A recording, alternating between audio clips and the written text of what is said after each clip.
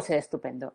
Pues nada, yo simplemente pues quería dar la bienvenida a todos los asistentes, sobre todo las gracias a Nani por aceptar la invitación, a la autora Milagros Moro, también a Paco, editor de Dilema, y asimismo también a Javier Cabrero, director del departamento, que no sé dónde se ha metido, pero lo he perdido un segundín.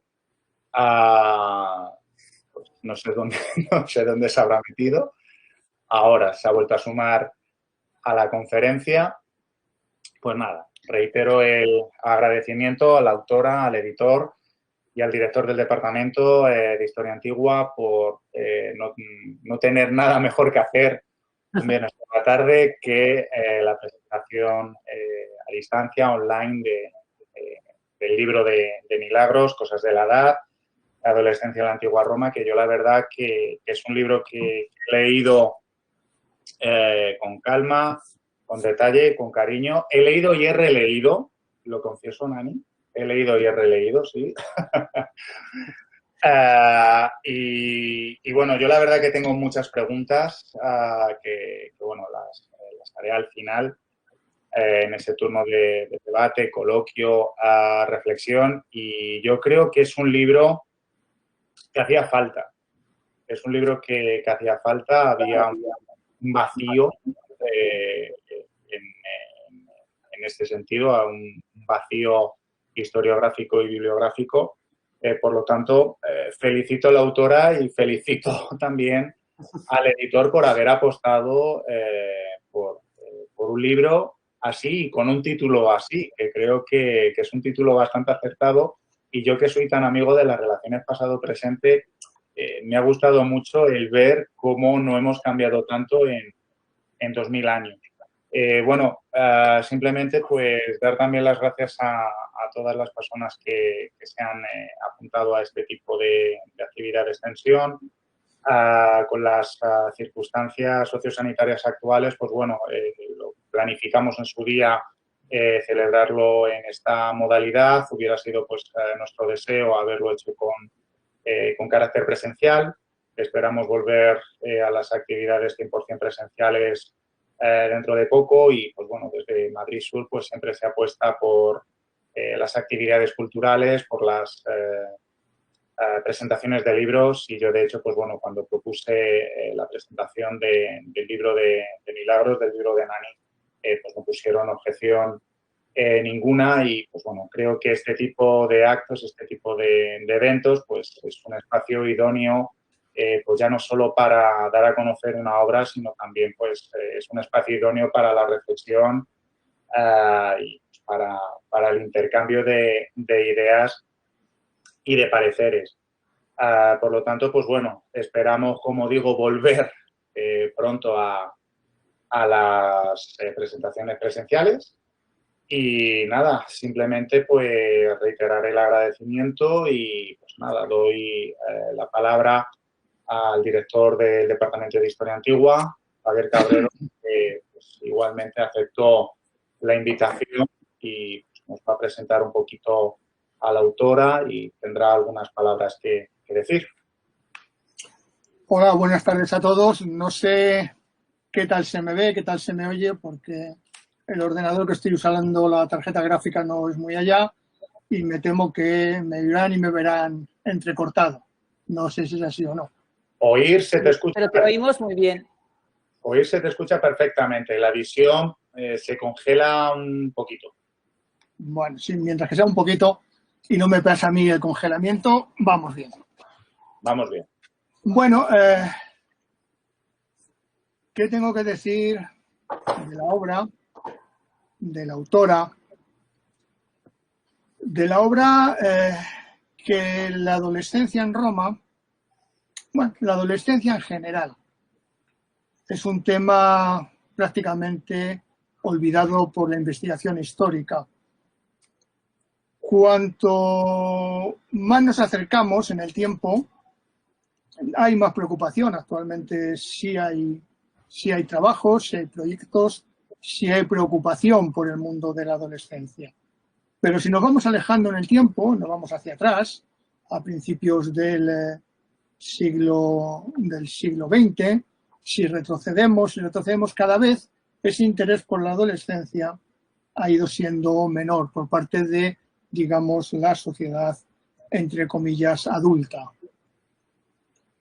Y más aún si llegamos a épocas medievales o época romana o ya mundo griego o mundo egipcio, mesopotámico, incluso prehistórico. El adolescente en aquellas lejanísimas épocas era poco más que un bicho incómodo que solamente tenía utilidad cuando crecía y que solamente era utilizable, porque lo utilizaban a su comodidad, cuando les servía para determinados trabajos.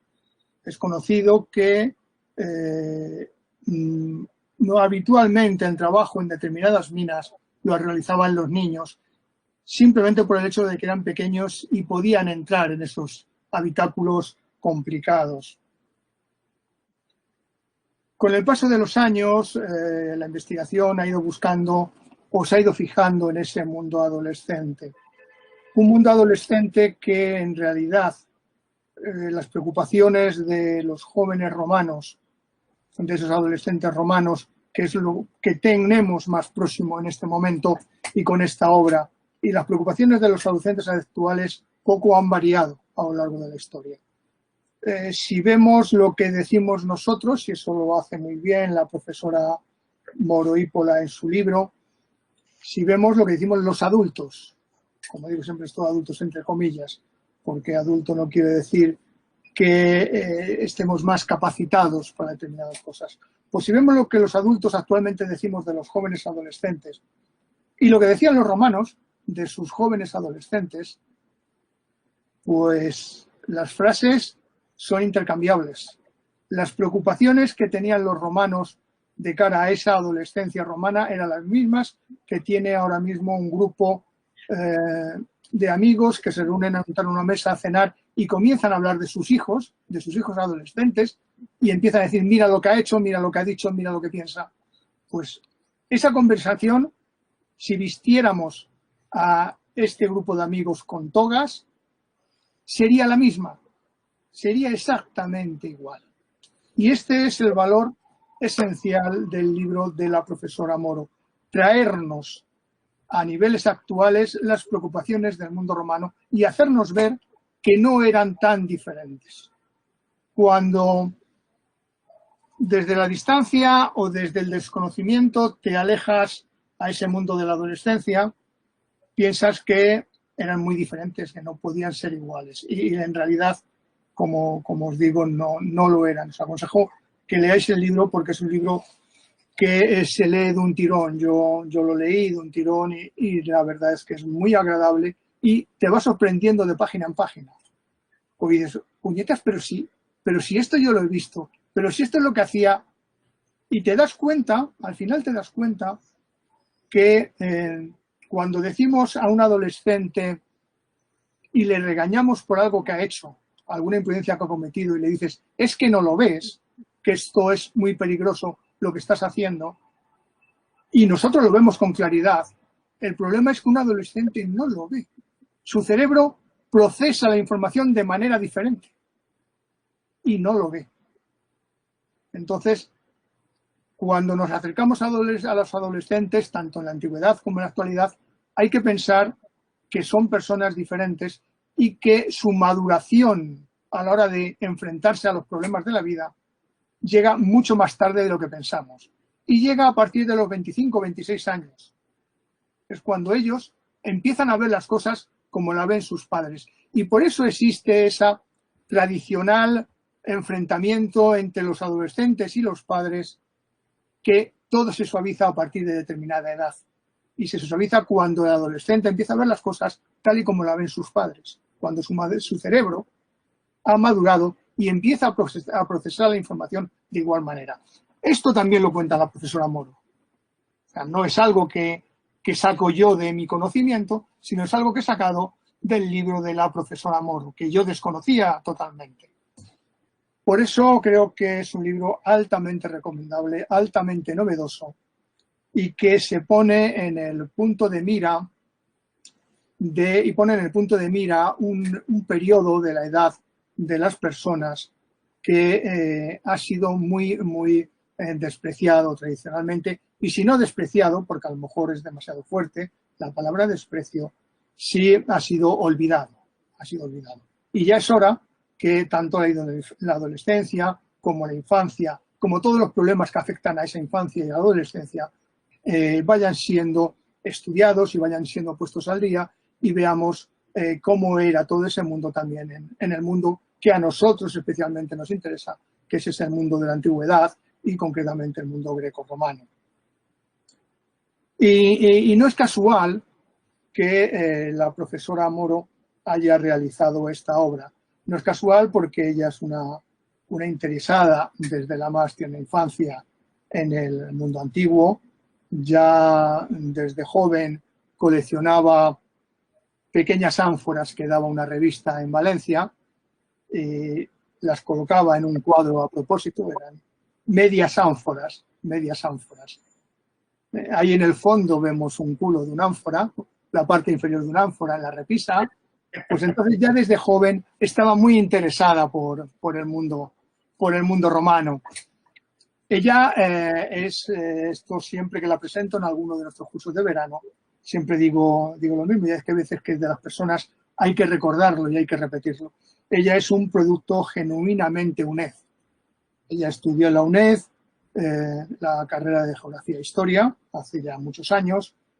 Allí hizo su periodo de investigación, realizó su tesis doctoral precisamente sobre la adolescencia ya, y con los años ingresó como profesora tutora en el Centro Asociado de Valencia, del que ahora ya es coordinadora de Humanidades y creo que de alguna cosa más, y lleva impartiendo docencia en Historia Antigua desde hace, yo creo que ya más de 6 o 8 años.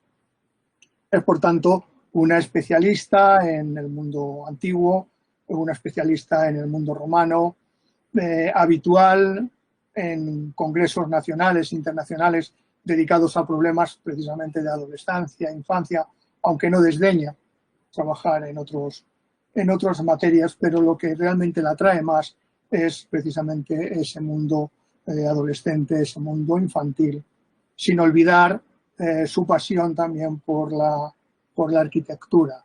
Ella, su primera intención a la hora de hacer una tesis doctoral fue hacerla sobre la traída y llevada de aguas en el mundo romano, pero coincidió que en aquel momento se estaba haciendo también una tesis doctoral sobre ese tema y, por fortuna para todos nosotros, cambió de parecer y se fue a estudiar ese mundo de la adolescencia.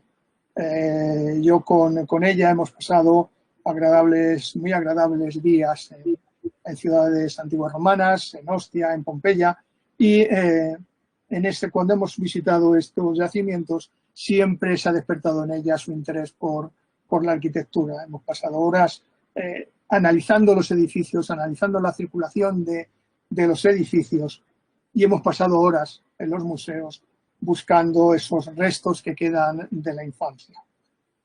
Hay una cosa que a ella no le gusta buscar en los museos y relativa a la infancia, y son los epitafios funerarios de los jóvenes adolescentes. Eso es un tema que a ella la conmueve mucho, el ver cómo esos niños, muchos de ellos de tierna edad, son recordados por sus padres en una inscripción que intenta transmitir alegría, pero que en el fondo no la tiene. Ese es lo único que a ella le cuesta estudiar del mundo de la adolescencia. Y poco más puedo decir de ella, que es una magnífica investigadora, que tiene una capacidad analítica extraordinaria y que espero y deseo que siga trabajando este mundo que tan necesario es. Es un mundo que ahora está finalizando un libro sobre la educación de la adolescencia en Roma, y era un tema también muy abandonado desde los años 70, con poca bibliografía existente, pero que ya está intentando poner al día y revivir de nuevo. Ese libro, supongo que cuando salga, espero que no tarde mucho en acabarlo y buscar editorial, aunque bueno, editorial ya está propuesta y ya parece que hay una muy interesada, pero cuando esté se pueda poner en manos de los lectores, supongo que haremos otra reunión como esta para presentaros esa nueva criatura de la profesora Moro. Y nada más, dejo la palabra al coordinador de esta presentación y me despido de ustedes. Yo voy a seguir aquí, a pesar de que me vean pegando saltos de un sitio a otro, pero yo voy a seguir aquí pues si quieren hacerme alguna pregunta o quieren que puntualice algo. Muchas gracias por la presencia en este acto. Gracias, profesora Moro, por su trabajo. Gracias, Miguel Ángel, por organizar el acto. Gracias, Paco, por atreverte a publicar la obra, que ya es atrevimiento en el mundo en que estamos, y más atrevimiento una editorial que está interesada en publicar cosas de la antigüedad, cuando todos sabemos que con suerte, con mucha suerte, lo único que vas a lograr es recuperar el dinero, no vas a ganar ni para ese plato de lentejas que habitualmente necesitamos todos para sobrevivir. Me temo que estas obras que publicas y que a nosotros nos hacen felices con la publicación, pues a ti también únicamente te hacen feliz, pero no te hacen rico. Gracias, Paco, y dejo la palabra a Miguel Ángel. Muchísimas gracias, Javier, por la presentación, por habernos presentado también a Nani para todo aquel que no lo conozca. Y la verdad es que, me cuesta decirlo, has transmitido pasión, porque la verdad es que a mí me ha gustado muy mucho cuando has dicho que Nani, que Milagros es un producto UNED, es un producto genuino y no me voy a cansar de decirlo, que si se quiere, se puede. Es decir, a mí la verdad que me llena de orgullo el que, pues, lo que ha dicho Javier, que el hecho de ver un alumno UNED que ejerce la docencia, que escribe, que investiga y que yo creo, y ojalá esté lo cierto, que Nani va a llegar muy lejos y que no se va a quedar única y exclusivamente en el presente. Por lo tanto, muchísimas gracias, Javier. Como digo, ojalá la próxima presentación de la obra de Nani se pueda hacer en breve, ojalá que con carácter presencial, una obra que, como muy bien ha indicado Javier, es más que interesante y necesaria. A mí la verdad que es un tema que igualmente pues me interesa muy mucho por todo lo que afecta a la vida cotidiana y, como digo, más que necesario. Yo siguiendo, pues bueno, un poquito con el protocolo, porque bueno, mi intención era que esta presentación pues fuera dinámica, fuera cercana, fuera amable. Yo quisiera dar el turno de palabra pues al editor, al auténtico creyente de este proyecto, por haberlo hecho realidad, y yo igualmente quiero agradecer a Paco su apuesta, porque muchas veces los autores, y yo me meto en la saca, los investigadores, tenemos productos maravillosos que en ocasiones cuesta dar a conocer, o bien lo dejamos metido en un cajón, o bien, pues bueno, logramos publicarlo en una revista con más o con menos impacto y, pues bueno, leen pues algunas personas de nuestro círculo, de nuestro entorno, con mayor o menor fortuna. Yo quiero felicitar a Paco como editor de Dilema, el que haya apostado por esta obra, No me atrevería a calificarla de divulgativa, porque no es divulgación o esa mala divulgación que tanto ha sido, bueno, muchas veces escuchamos la palabra divulgación y nos genera a lo mejor rechazo. Para nada, o sea, detrás del libro, y es algo que después comentaremos, y lo ha explicado muy bien Javier, hay todo un producto de investigación, de esfuerzo, de ganas, de ilusión y se ve. O sea, es un libro que se lee del tirón, y lo confieso. Yo empecé a leerlo un viernes por la tarde y un domingo por la mañana ya lo había acabado. O sea, tiene una redacción súper cuidada, una estructura, un guión, una escaleta que yo felicito a la autora. No sé si la he acordado con Paco, porque la verdad es que el esqueleto es magnífico. Y yo igualmente quiero felicitar al editor por hacer posible que estas obras lleguen al mayor número de lectores posibles. Yo auguro el mayor de los éxitos, y yo simplemente, para dar pie a Paco como editor, y por generar un poquito ese debate, ese coloquio, pues arrojo la siguiente pregunta. ¿Por qué una obra como esta en este momento? Buenas tardes. Yo soy Paco, el editor de Editorial Dilema. ¿Por qué editar una obra buena en cualquier momento? Pues esa es la respuesta. Una obra buena, una obra de calidad, siempre tiene que editarse. ¿Qué ocurre en un mercado editorial como el español? Pues ocurren muchos problemas, muchas tendencias. Evidentemente, una editorial tiene que ser autosuficiente o tiene que darle suficiente rentabilidad. Y los hábitos lectores y compradores de libros de España es el que es. Entonces, un libro como el de Nani en una editorial poderosa tendría sentido. Claro que tendría sentido, pero no les darían los números que ellos necesitan.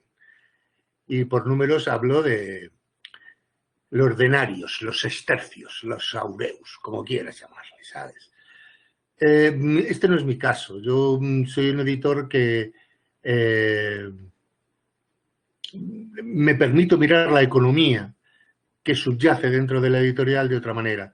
Por eso me puedo arriesgar a proyectos así, que no es ningún riesgo, porque es un libro bueno, es un libro de calidad, ¿sabes? Entonces, eso para un editor no arriesgas. Hay muchas historias al respecto de libros en teoría dudosos que hacían pensar al editor original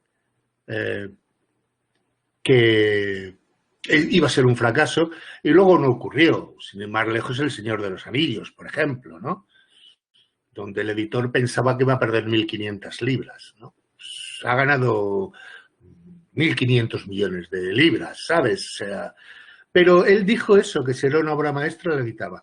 Hombre, yo no estoy hablando de obras maestras, estoy hablando de libros de calidad. Y en un mercado como este, donde es muy difícil que un producto de investigación tan concreto tenga cabida en los circuitos comerciales, entiendo que es para muchos editores un proyecto no rentable, no viable. A mí no me lo parece, porque lo único que quiero, en plan egoísta, es fichar a autores de calidad para que en mi catálogo tenga productos, libros, investigaciones de nivel, y ya está. O sea, dentro de unos años alguien mirará el catálogo de Dilema y dirá, anda, pero si tiene esto, lo otro, lo de más allá, ¿sabes? O sea, y ese es el proceso. Ahora estoy en un también proceso de reconversión. Voy a editar el doble de libros de historia antigua y medieval que antes. De contemporánea, no. no porque no quiera, pero se me atraganta. Pero de historia antigua y de medieval, sí. Además, soy lector de historia antigua y medieval. La historia se puede fraccionar en miles de temas, de temitas.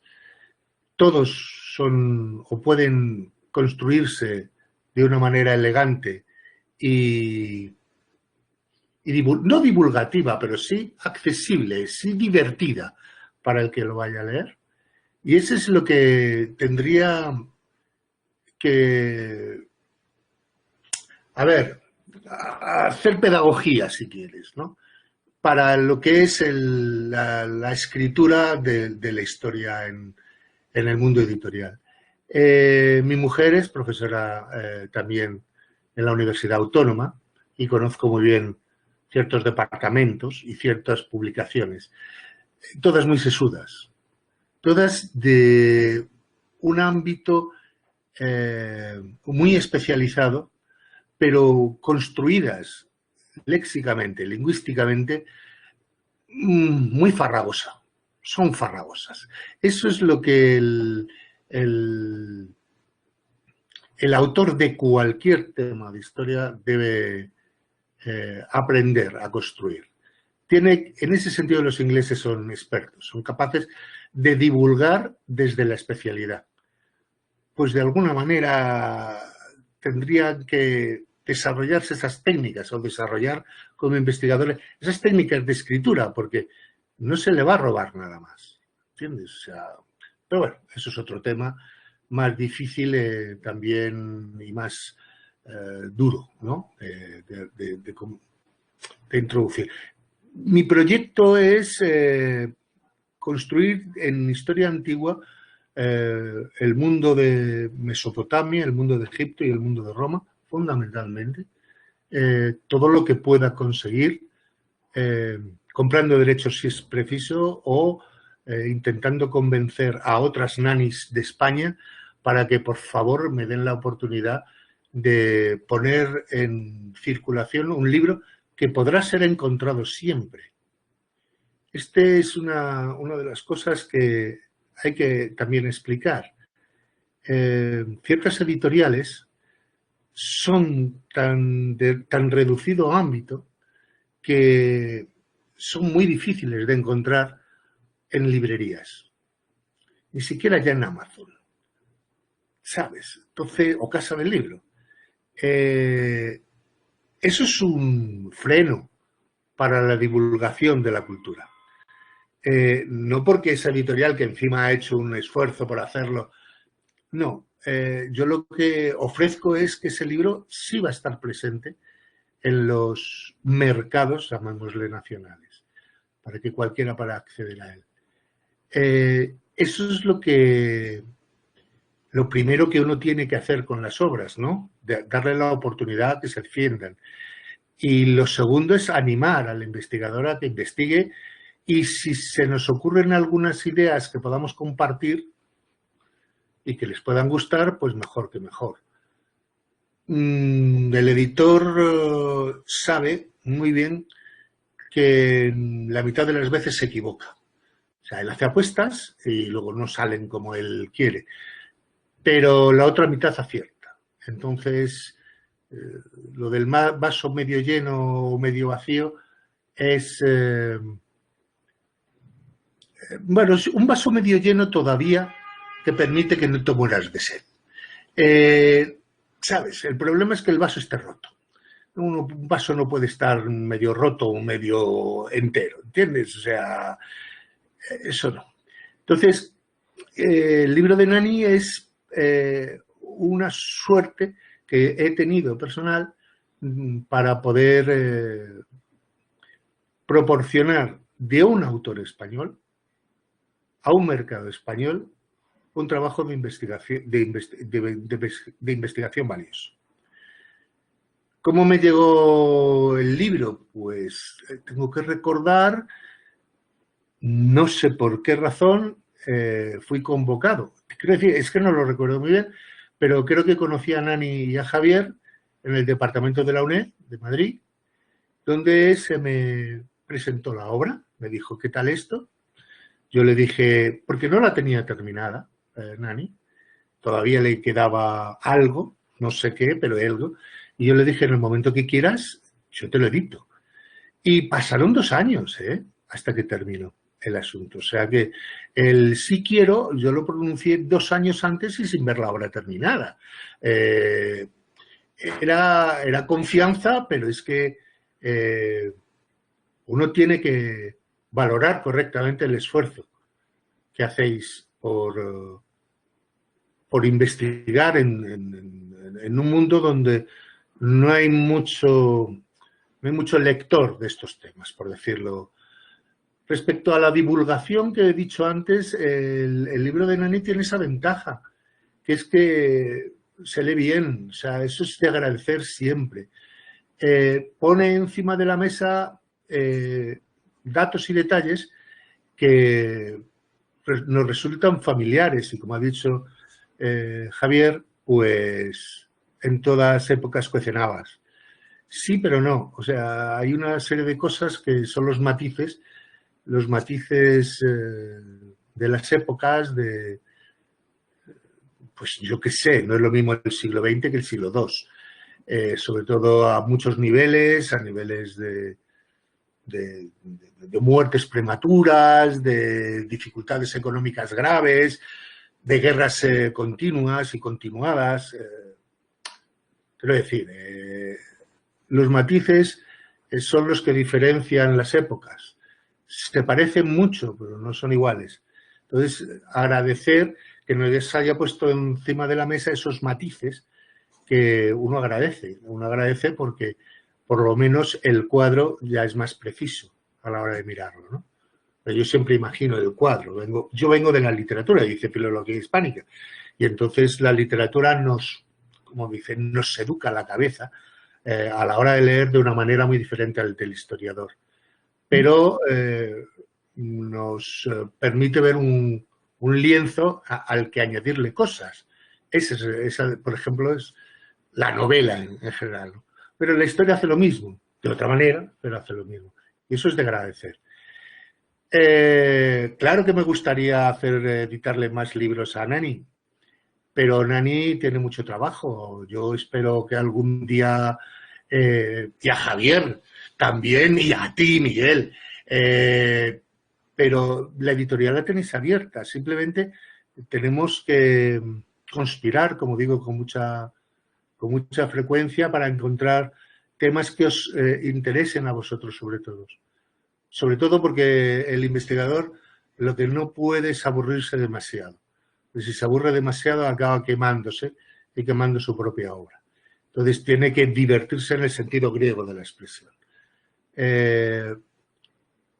Y eso es lo que puedo decir. Haber sacado el libro, pues eso sí, mira, un detalle del libro, cuando lo teníamos maquetado y ya a punto de salir, hubo un problema que siempre tenemos los editores, que es el título, que generalmente no nos termina de gustar lo que nos propone el autor, a casi ninguno, y después la imagen de portada. En ese sentido, yo soy muy estricto, por decirlo. Yo quiero una portada que destaque entre portadas de editores poderosos. Los editores poderosos se pueden gastar miles de euros en confeccionar una cubierta. Miles de euros. Yo no me puedo permitir eso, pero quiero que mi producto final esté de una manera digna al lado de esos otros, ¿no?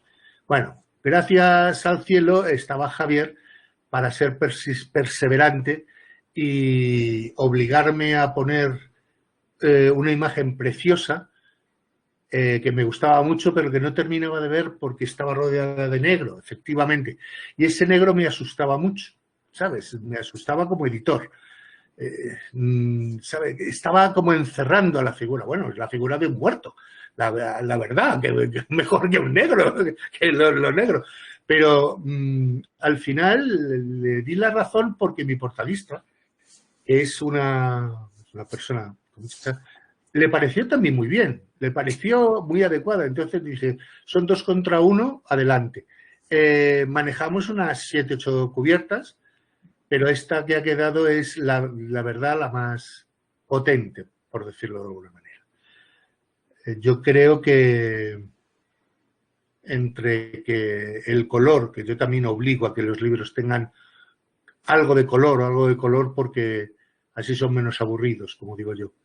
Los santos, que se decía antes, ¿no? Que tiene que tener muchos santos. Y el precio hacen que el libro sea accesible. Un libro como el de Nani, en cualquier otro proyecto, a lo mejor se hubiera tenido que poner a 22, 25 euros. Y eso aleja, directamente aleja al público interesado, ¿sabes? Entonces, no, para mí yo prefiero, a pesar de las dificultades comerciales y todas estas cosas, limitar mis ganancias, por decirlo de alguna manera, pero el libro tiene que salir accesible a la economía de la mayoría. Y poco más tengo que decir. Yo la verdad es que espero que la pandemia desaparezca una vez. Ya Javier, gracias a Dios, le he podido ver con más frecuencia aquí en Madrid. Yo vivo en Madrid, pero a Nani no. Entonces, cuando desaparezca, Nani podrá tomar el AVE, venir a Madrid y tomarnos unas cervezas allí en el bar de la UNED, que lo han arreglado, por cierto, y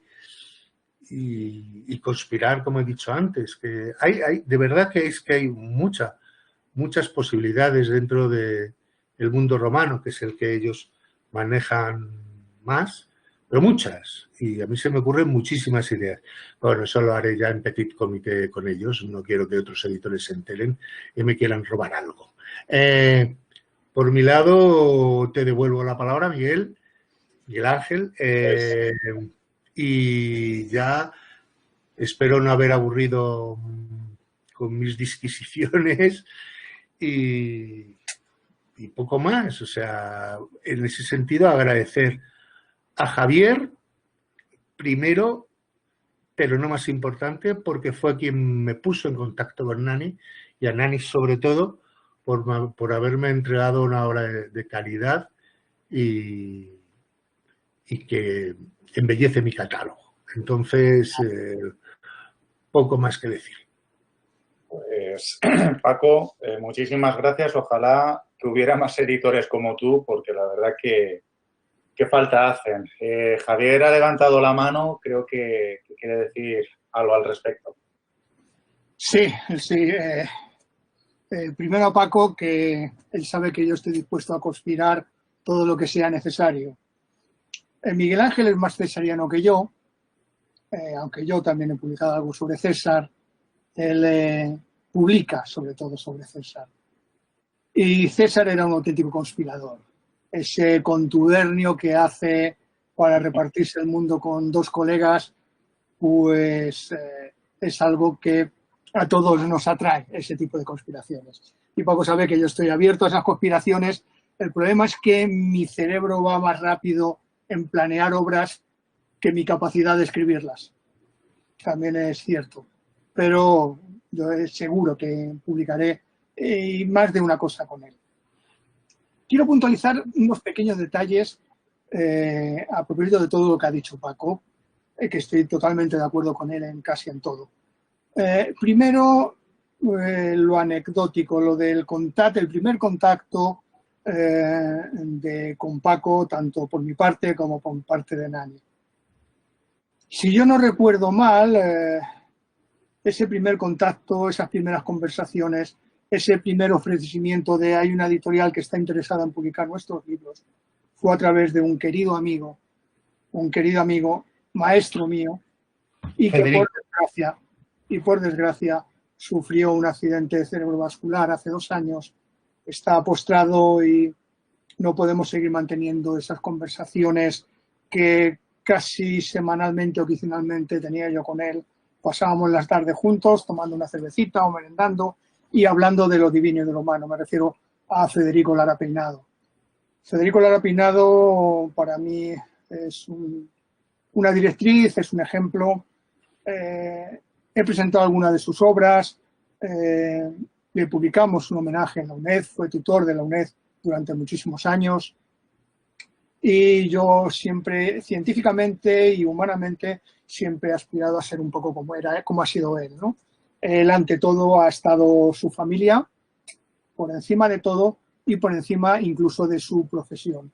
Y eso es algo que es envidiable.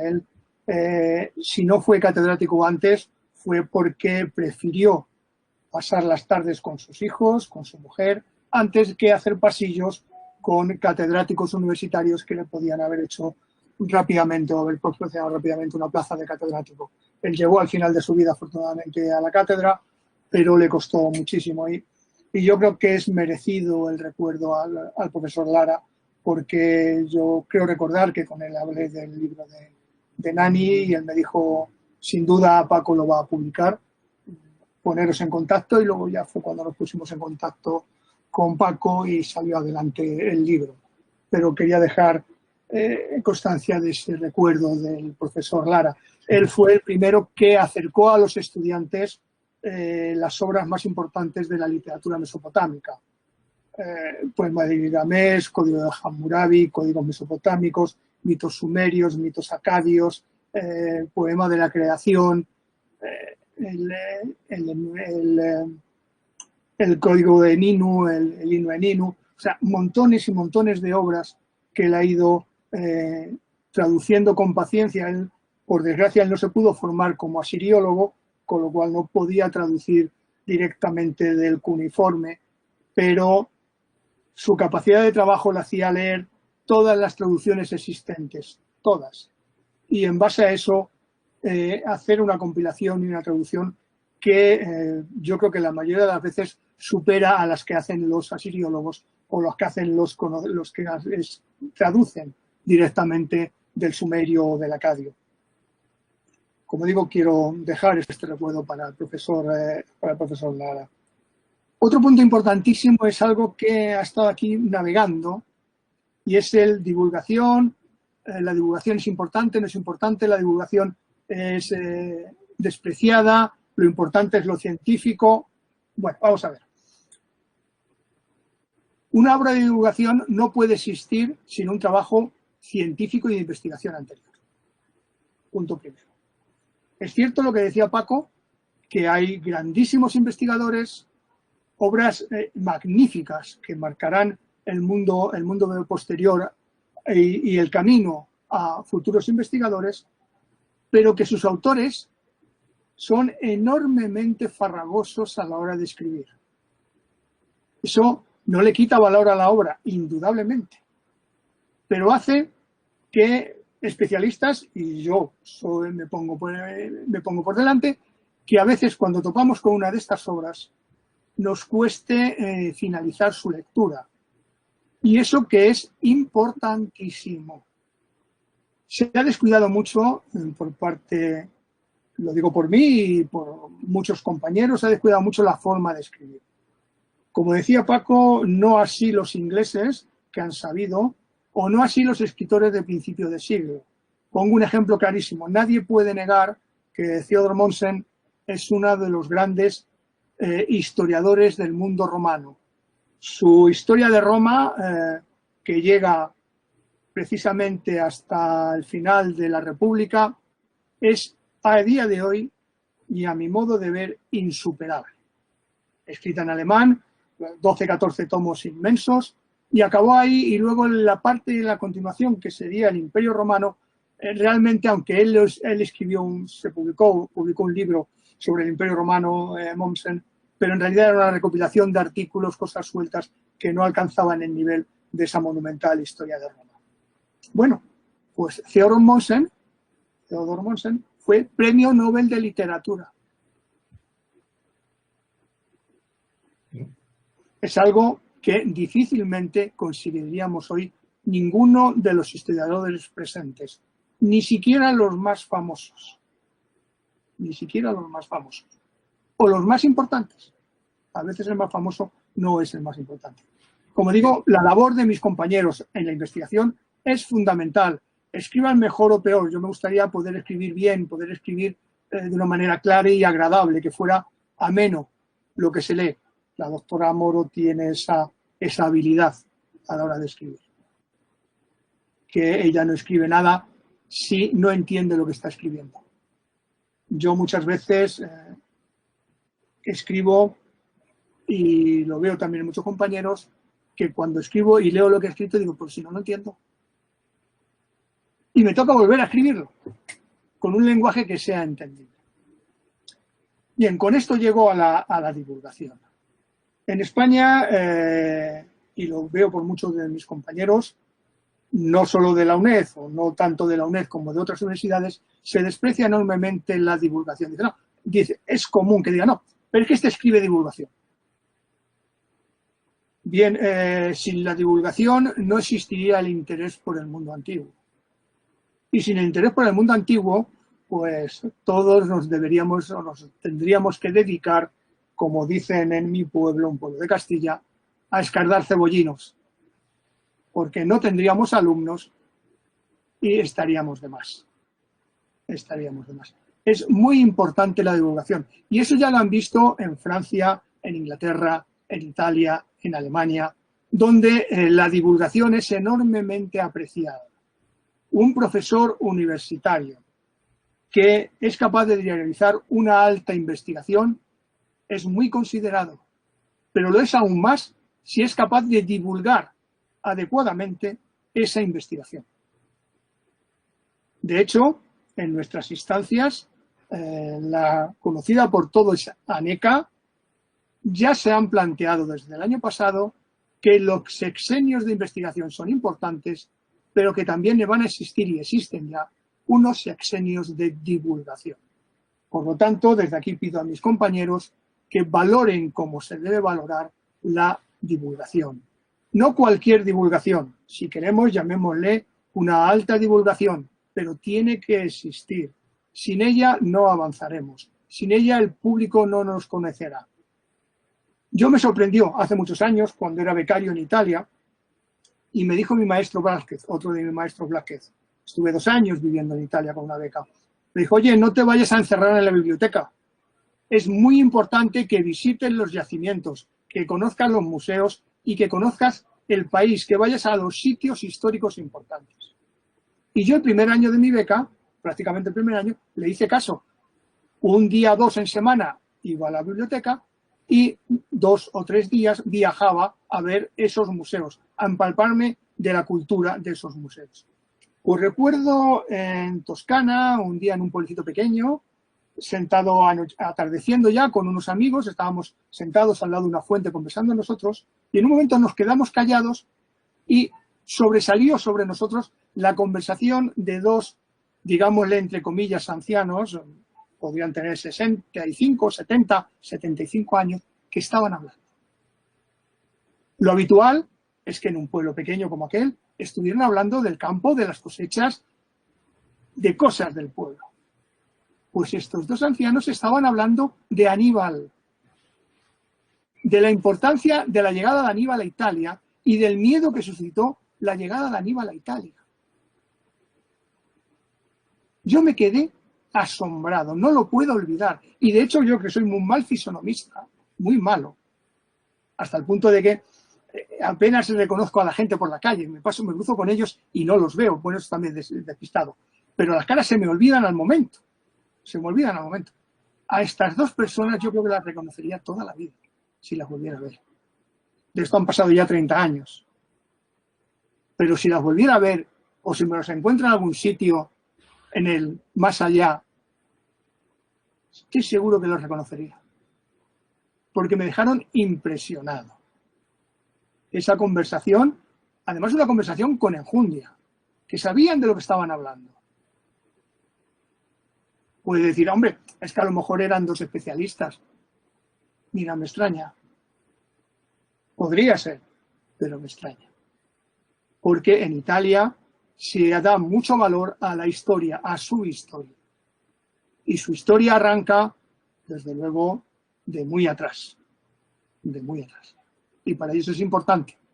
Es importante. Yo tengo aquí en casa libros de historia de Roma pensados y escritos para adolescentes de 12, 14, 16 años.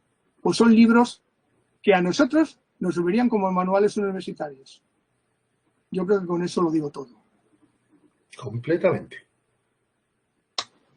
Y con esto, de momento, finalizo otra vez mi intervención. Muchísimas gracias, Javier. Totalmente de acuerdo y segundo lo que has dicho porque me conoces bien. Pues vamos a dar palabra a la verdadera protagonista de esta tarde y autora que yo creo que ya estaba deseando hablar y presentar su obra. Y bueno, yo creo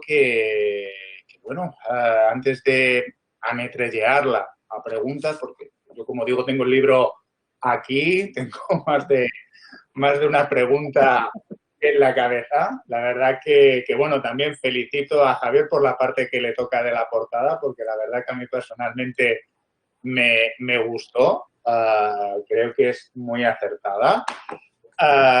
Y bueno, yo simplemente por darle un poquito de dinámica a la presentación y no busco tanto que Nani como autora nos convenza, que también, sino, claro, que simplemente por dar pie, Nani, ¿qué fue lo que te ha llevado a escribir este libro? ¿Cuál ha sido el proceso de escritura? Yo, y creo que también es algo que comparte Javier, yo me tengo que divertir para escribir. O sea, yo cuando escribo un libro me lo paso pipa, que dicen los niños pequeños. Entonces, yo creo que a ti, y es algo que yo he visto en las páginas, que digo, narices, es que, o sea, yo creo que aquí la autora se lo ha pasado pipa, ha disfrutado y es que, o sea, hay pasión en los párrafos. Entonces, yo quiero que nos transmitas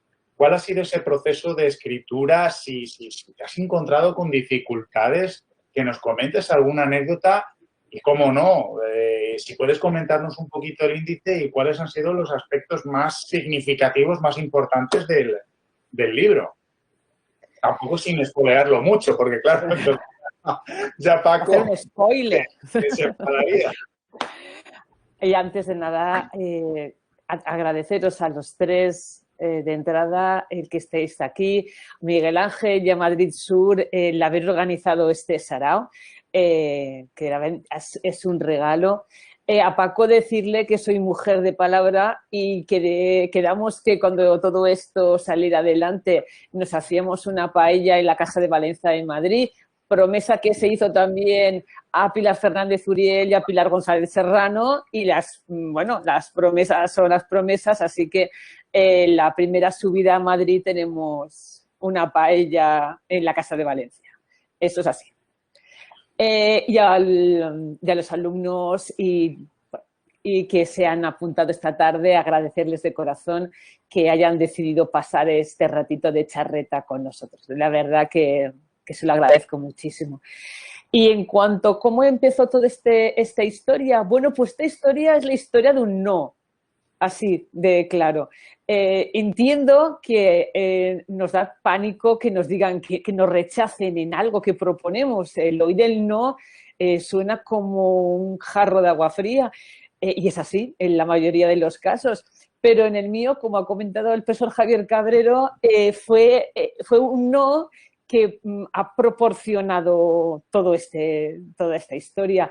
Efectivamente, cuando solicité el ingreso en el Departamento de Historia Antigua para comenzar el doctorado, bueno, pues mi idea era hacer una tesis sobre acueductos. La verdad es que lo vendí mal, las cosas son como son. No tenía la idea muy clara, yo quería estudiar, y se ha quedado la idea, cómo se organiza un territorio por el que pasa un acueducto, cómo están localizadas villas, vías, infraestructuras. Bueno, esa era mi idea, la vendí tan sumamente mal a la profesora Fernández Uriel que no dio a entender nada y me dijo, bueno, aquí hay otra tesis de acueductos, aquí hay demasiado acueducto, así que cambia de tema.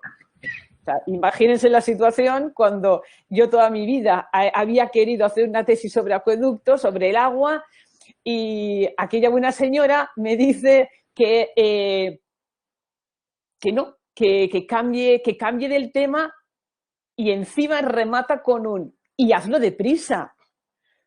Y eso era, eso era finales de diciembre, unos días antes de las vacaciones de Navidad. Por entonces estaba haciendo el CAP, el curso de adaptación pedagógica. Me tenía que incorporar después de vacaciones al Instituto de Destino, el San Vicente Ferrer. Y ahí se quedó la cosa. Aquella señora rechaza mi supertesis y encima me dice que decía un tema, pero ya, o sea, que no lo piense más.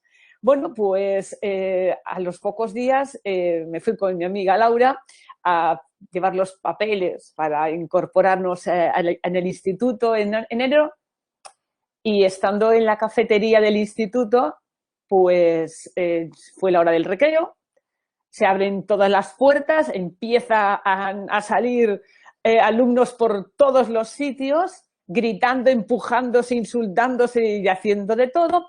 En un momento dado a alguien le empujan, el bocadillo sale volando, un bocadillo de chorizo pamplónica, sin mal no recuerdo, porque acaba en mis pies. Y me volví a Laura y le dije, perdón por el improperio, dije, ¿y estos cabrones cómo serían hace 2000 años? Y de esa manera, tanto rocambolesca, empezó la historia de lo que fue Adolescentia, que fue la tesis doctoral, y después ya con su hija, que son cosas de la edad. Pero de una manera un tanto rocambolesca, y como les decía al principio, esto es la historia de un no. Que de verdad, que después de esta experiencia no les tengan tanto miedo. Un no puede ser un estupendo sí, una puerta que se abre después. Fantástico, Nani. Perdona que te he cortado. Hombre, a mí me hubiese gustado poder contarles que fue el resultado de una reflexión, de ver cómo estaba el estudio de la cuestión, todo ese perifollo. De verdad que me hubiese encantado contárselo, pero hubiese sido totalmente falso. O sea, la verdad, al final se remite a un no y a un bocadillo de chorizo pamplónica. ¿Qué le vamos a hacer? Es así. A mí, si me permites, como digo, que he leído y releído el libro, Nani, a mí me ha parecido muy acertado y claro, y vuelvo a insistir que narices, no hemos cambiado tanto en 2000 años. Es que seguimos siendo igual. O sea, yo no me canso de ver la vida de Brian y digo, narices, si es que no hemos cambiado tanto en 2000 años, pero a mí, bromas aparte, me ha parecido muy acertado que en el libro trates todas esas relaciones y esos círculos de socialización que tiene el adolescente, es decir, cuál es la relación que tienen con sus padres, cuáles son las relaciones que guardan con el grupo de iguales, es decir, lo que en términos pedagógicos Bonfer-Brenner definió como los círculos de socialización primaria y secundaria. Yo creo que es bastante acertado no centrarse, no limitarse única y exclusivamente a cómo era ese currículo, cómo era la vida del día a día del adolescente, sino también cuál era la relación con el padre, por qué venían las discusiones, qué ocurría si.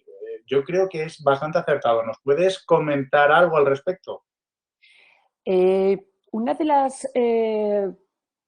las frases con las que me quedo, por lo menos con las enseñanzas que me quedo de este libro, de esta investigación, fue lo que me dijo un psicólogo en una ocasión, en un curso de verano del Escorial. Me dijo, cuando tengas que estudiar el comportamiento de un adolescente, de una persona general, pero de un adolescente que es lo tuyo, siempre de abajo arriba. Siempre de abajo arriba. Significaba, si tienes una conducta que quizá no es la habitual, mira familia, mira amigos, mira ambiente. Después llegaremos a la cabeza a ver si tenemos algo arriba. Pero lo primero que tienes que mirar es abajo. Y efectivamente eso es lo que hemos intentado hacer en el libro. En el caso especial de los grandes personajes, de esos de emperadores, personajes top de la historia de Roma durante su adolescencia. Poder verlos desde una perspectiva cubista, no de frente, sino intentar comprender cómo son desde diferentes ángulos. Antes de, y eso es una cosa que después de hacer el libro,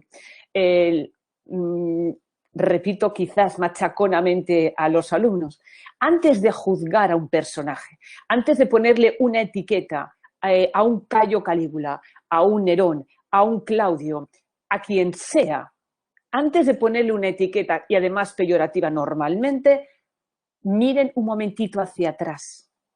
Miren a quién tienen alrededor, porque se van a encontrar con la sorpresa. Se van a encontrar con familias desestructuradas, con maltratos, con abusos en más de un caso y en más de dos. Antes de poner a alguien, es que está loco, que es lo habitual de que se lleva Calígula. Calígula se la lleva siempre.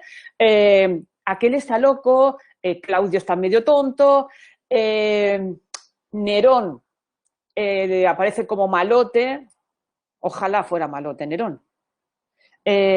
Antes de, miren hacia atrás, vean qué tienen alrededor y verán cómo esa imagen que tienen de ellos cambia radicalmente. Y no solamente con los niños o los adolescentes de hace 2000 años, sino con los de ahora también. Quizás es una de las cosas prácticas, por decirlo de alguna manera, que ha tenido el libro, que no solamente hemos aprendido cómo se comportan los adolescentes hace 2000 años, sino que también ese aprendizaje nos sirve para comprender cómo son ahora, exactamente igual. Perfecto, Nani.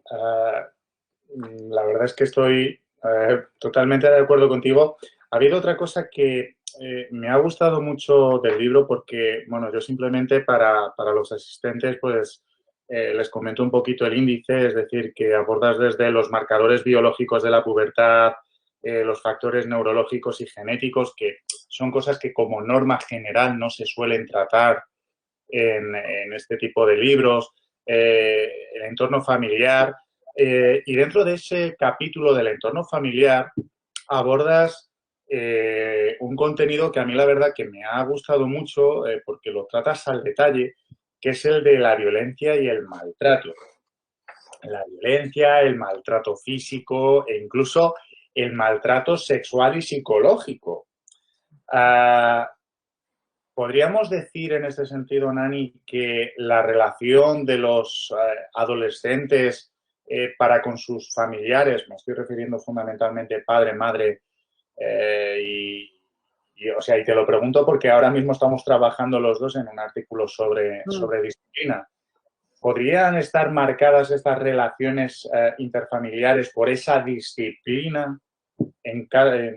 Pero por una disciplina, entiéndase esta disciplina como una disciplina pura y dura del castigo, de la pena, de o haces esto o ya sabes lo que te espera. En general, sí. Aunque, igual que ocurre hoy en día, la actitud de los adultos con respecto a los adolescentes, y les insisto, exactamente igual que hoy, está dividida en dos. Está el grupo, cuando yo tenía tu edad no hacía eso, sois unos degenerados, no tenéis educación, no, sois unos vagos. Y luego tenemos el grupo, ay, pobres, son jóvenes. Yo tenía un vecino que decía siempre eso de sus hijos, es que son jóvenes, como si ser joven tuviera patente de corso y entonces uno, por el simple hecho de tener pocos años de edad, tuviera bueno, salvoconducto para hacer lo que considerase oportuno. Y entonces eso se ve perfectamente en esa época, exactamente igual. O sea, la familia todavía en la que la disciplina, la tradición, la queja ante la generación siguiente es constante, y por el otro lado tienes a los de ya es joven, no te preocupes, que ya será adulto, ya madurará, ya se casará, sentará la cabeza y esto ya pasará mejor será otra historia. Ha habido... Esto es exactamente igual. Igual, efectivamente. Y es que, claro, también ha habido otro capítulo, el penúltimo, que aborda ya no tanto el currículo o cómo era la vida en la escuela del adolescente, sino sobre todo, y es que es algo que yo echo muy de menos en los libros sobre educación en la antigüedad y espero que lo abordes al detalle en tu próximo libro, que es la relación que los alumnos tenían con los maestros. Y es algo que creo que abordas muy bien, que siempre que se aborda la educación en la antigüedad, la educación en la antigua Roma o en el periodo helenístico, nos limitamos única y exclusivamente a los contenidos académicos conceptuales o a las penalidades que pasaban algunos maestros o a las fortunas que vivía una minoría. Pero a mí me ha gustado muy mucho y yo quiero picar en este sentido a los asistentes a leerlo, porque abordas muy bien cuál es esa relación. Es decir, que existen también incluso esas relaciones de confianza o incluso de figura de patrón, de referente, de guía, pues como anteriormente había indicado Javier con el profesor Federico Lara. Exacto. Es algo que ya se ve hace 2000 años. Y a mí, claro, ha habido también otro aspecto que me ha gustado mucho del libro, Nani, que creo que es muy acertado, que claro, que estamos acostumbrados a decir que, sobre todo ahora con la generación millennial, la generación X, la generación Y, que es producto de la globalización, de la sociedad del bienestar, que son productos de una moda, pero narices, es que hace 2000 años los adolescentes también eran productos de una moda. Y es algo que se ve muy bien en el libro. Es decir, cómo todos actuaban de una manera, cómo todos solían contradecir cómo esa manera de comportarse, esa manera de desenvolverse con padres, con el grupo de iguales, es algo que se ve hace 2000 años y yo quiero invitar a los asistentes a que lo lean y vean que no hemos cambiado tanto hace 2000 años. Es decir, es que seguimos siendo romanos, ¿o me equivoco? Sí, Javier te diría que sí, por supuesto, que no, el decreto de Caracalla nos ha abolido, con lo cual seguimos siendo romanos. Vamos a ver. Para Javier y para mí la antigua Roma acaba con la muerte de Julio César, pero... Sí, quiero ver, esto ya es... pero vamos a ver, aprovechando que tienes tú el chat, que digan los alumnos y los amigos que están esta tarde con nosotros, ¿quién? No te quiero llegar a preguntas y a mí lo que sí me gustaría es entre los asistentes, si tenéis alguna pregunta, alguna reflexión, hay alguna curiosidad que os llame la atención o simplemente algo que queréis preguntar a la doctora Milagros Moro, a Nani, que os responderá encantada. Eso sí lo sé. Es un libro que podéis encontrar en librerías, en librerías físicas, en librerías virtuales, en la página de Dilema, Editorial Dilema, perdón, podéis verlo.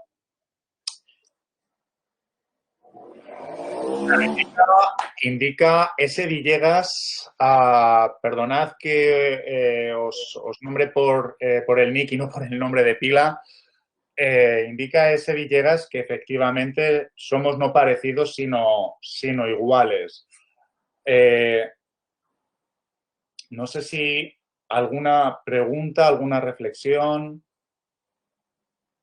algo que esperáis encontrar en el libro. No sé si Nani quieres comentar algo. Algo que pueden encontrar.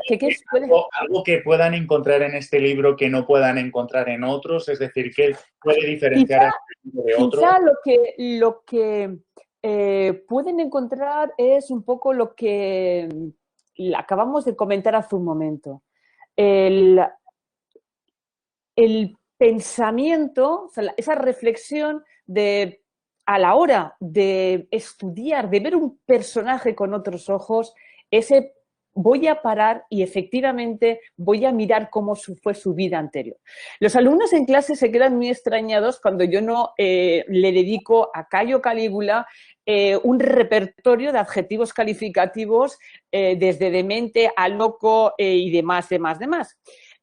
Solamente les planteo una situación que piensen lo que es criarse en un campamento legionario, imagínenselo, y que piensen lo que es para un niño de 8 años ver el funeral de la muerte de su padre, que era el general Germánico. Yo solo me quedo con eso. O sea, lo que debió ser para ese niño, esa puesta en escena. Y todo lo que ocurre después, familia desaparecida, de una familia, de una madre, de una abuela a una bisabuela, a los 20 años no tengo familia porque han ido desapareciendo todos, aparte de un problema neurológico diagnosticado y en la actualidad, porque, bueno, en la sección de agradecimientos no la hemos puesto en el libro, pero la lista de médicos que hemos utilizado, la verdad, ha sido considerable. Un diagnóstico neurológico que hoy tiene un tratamiento, que los pacientes que lo sufren tienen su medicación y hacen vida totalmente normal, pero es que en el caso de este muchacho se ha juntado ese problema neurológico en aquella época insalvable con unas situaciones de traumas infantiles desde que echó a andar. Y todo junto es una explosión que nada tiene que ver con loco, tarado y demás. Degenerado. Pues yo creo que cuando degenerado, exactamente. Cuando uno es capaz de, cuando ve a un personaje parar y antes de dar un paso adelante, decir, voy a ver qué hay detrás. Voy a ver qué hay detrás. Cuando yo les digo que el emperador Claudio, aparte de que evidentemente los autores lo alaban o lo critican según sus gustos, o sea, piensen lo que es vivir con una parálisis cerebral y estar en miedo constante desde que has nacido. En miedo constante a que te maten y que se estén riendo de ti y que toda tu familia te insulte, te menosprecie, te esté flagelando las 24 horas del día. Pues discúlpenme, hasta bastante normal era. Es que era objeto de... Yo no me imagino nosotros en esa situación, llegados a la edad adulta, en qué situación psiquiátrica estaríamos. Entonces, si consigo que una persona que lea este libro llegue a ese momento de reflexión, bienvenido sea. Bienvenido sea. O sea, objetivo más que cumplido.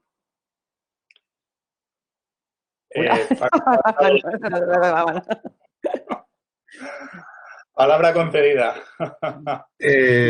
Una pregunta, porque me ha venido a la cabeza. Ya os comenté antes que yo vengo de la literatura. Entonces, la literatura siempre hace de la historia lo que quiere, en general, lo que quiere. Pero hay 2 obras que quiero citar ahora, porque ambas son importantes dentro de la literatura. Es el Calígula, de Camus, una obra de teatro impresionante, y el Yo Claudio, de Robert Graves, que me parece, o Claudio Dios también, a continuación, me parece una obra magnífica. La literatura y la historia, incluso en términos como la adolescencia y todas estas cosas, ¿maridan bien o son como los imanes? ¿Se repelen? ¿Qué opináis? En el caso, yo creo que no les presta la suficiente atención. En el caso del Yo Claudio, la verdad es que Robert Graves sí que tiene el detalle de crear una adolescencia de Claudio. Recuerdo que incluso le crea una novia, una primera novia, Medulina Camila, si mal no recuerdo, que, bueno, le da un poquito, le crea esa infancia y adolescencia que realmente Claudio, muy feliz, desde luego, no tuvo. Pero no creo que a los autores de obras como Camus vayan más, les interese o les ha llamado la atención investigar realmente qué había detrás de la personalidad de verdad de sus protagonistas. Si realmente la vida de Calígula viéramos la parte de su infancia y adolescencia, realmente no tendría tanto éxito, ¿eh?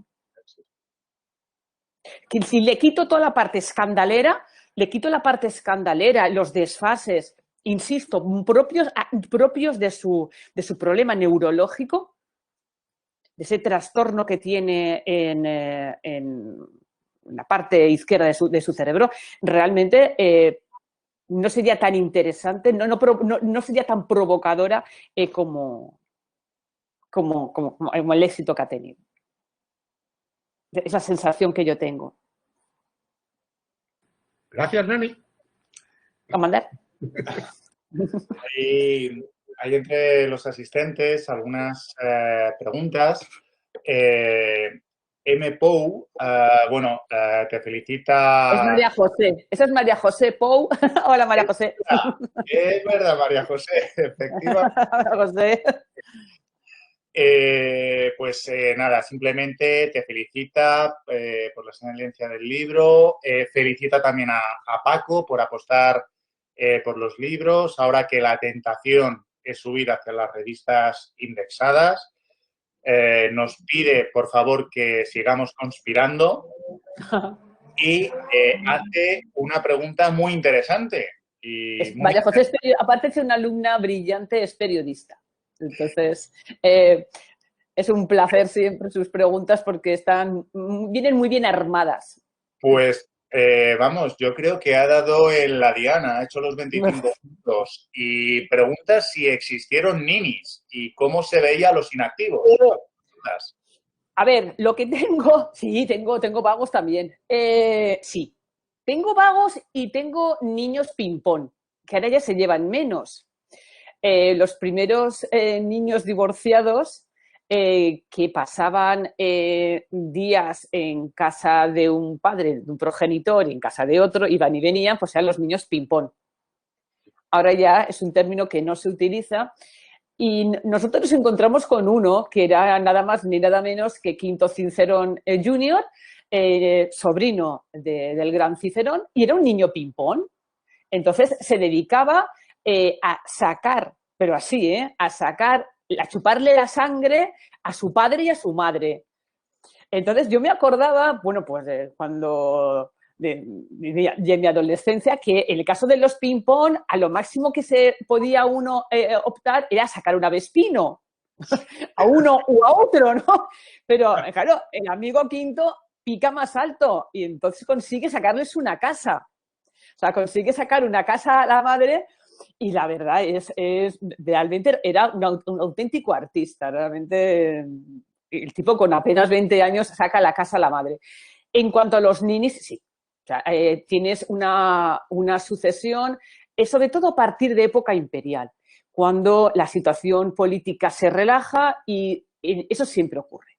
En épocas de tensión hay mayor disciplina, más control, por parte de la familia, por parte del pater, pero cuando las cosas ya, entrado el Principado de Augusto, se relajan, todo se relaja y la disciplina y la educación de los hijos también, incluso la situación legal de las mujeres también.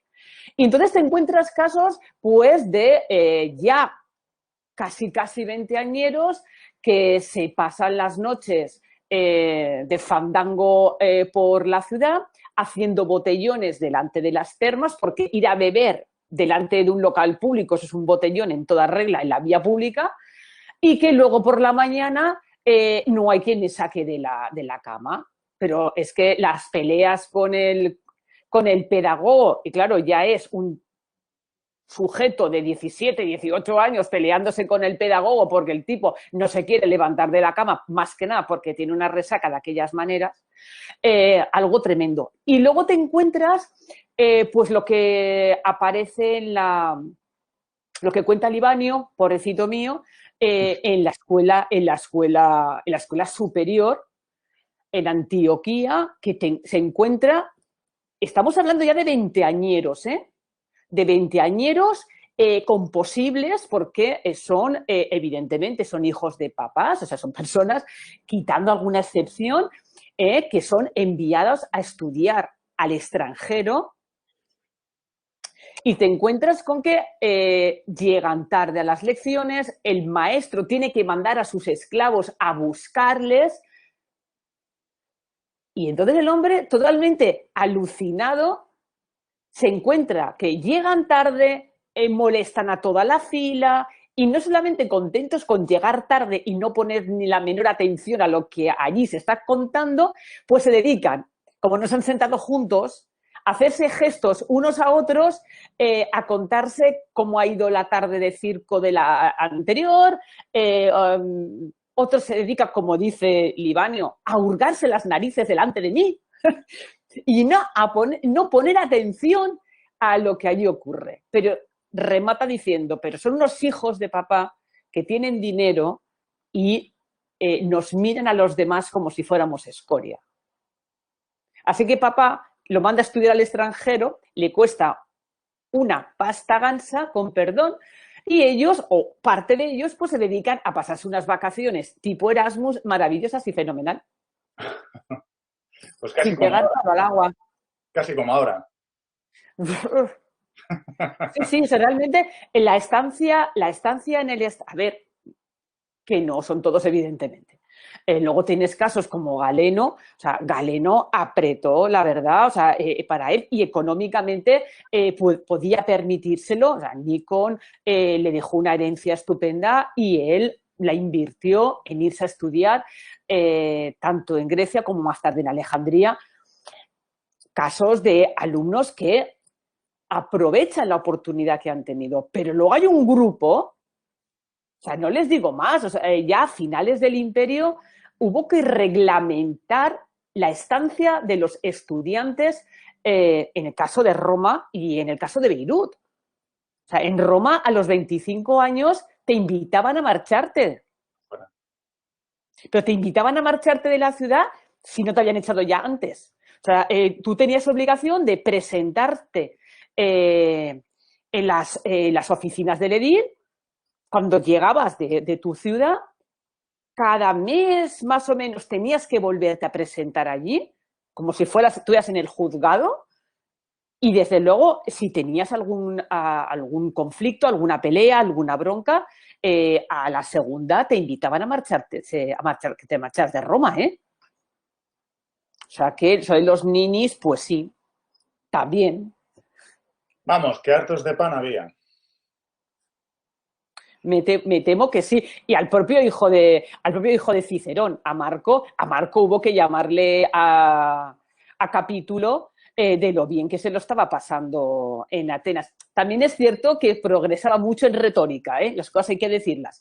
Este sí que trabajaba, pero sí que hubo que llamarle a capítulo porque las fiestas eran una detrás de otra.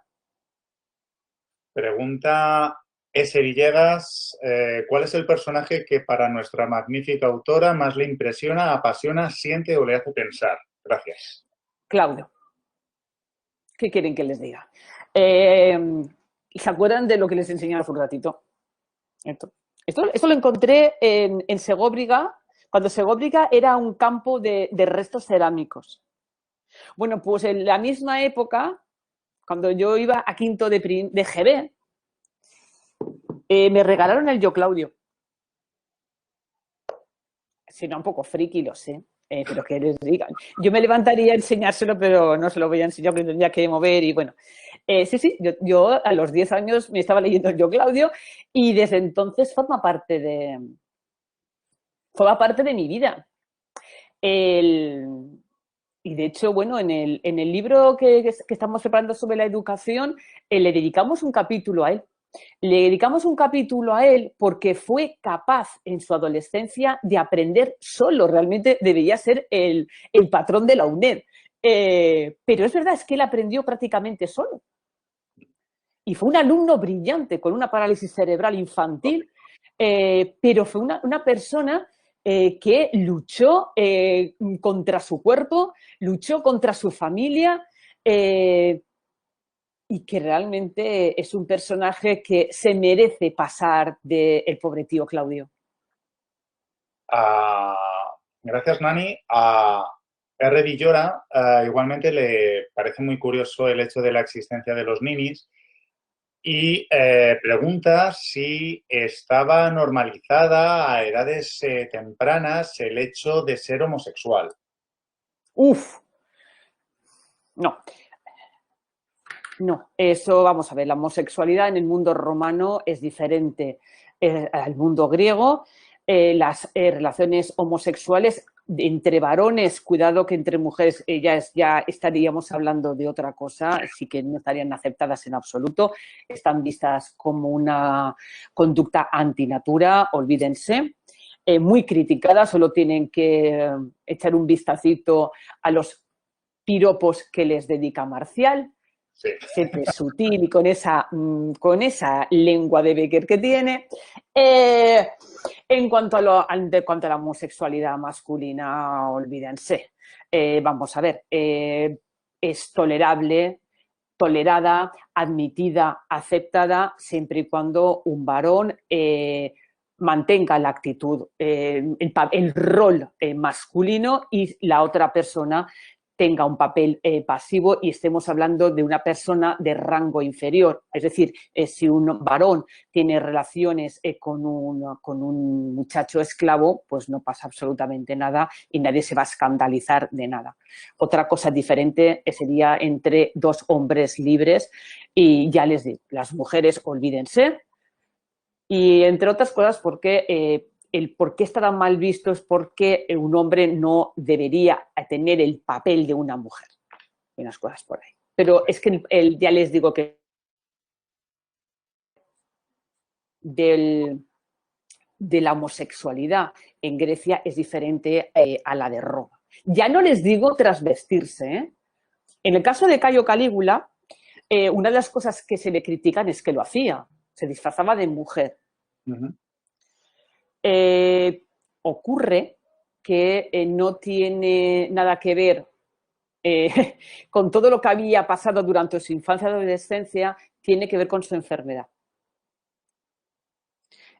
Parte de esa parálisis que tiene en el lóbulo lateral izquierdo, este tipo de enfermos, una de las características del cuadro clínico que presentan, aparte de tener un miedo atroz a las tormentas y meterse debajo de la cama, cosa que hacía, era trasvestirse de mujer.